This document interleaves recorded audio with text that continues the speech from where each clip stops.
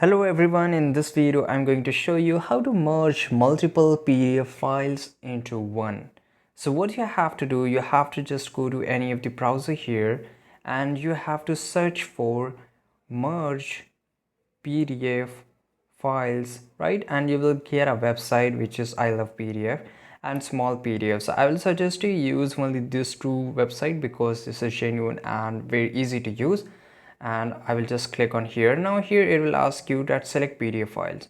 So you have to click on select PDF files. It will redirect to your media picker here or gallery or your folders, and you can just select here. For example, I want to select my 3 PDFs here, right? And then I will just click on select. Here you can see that I've selected my 3 PDF and I just want to merge. I will click on merge and in just few seconds it had merged my PDF all in one. So I will just click on download and my all merged PDF into single merge is downloaded here.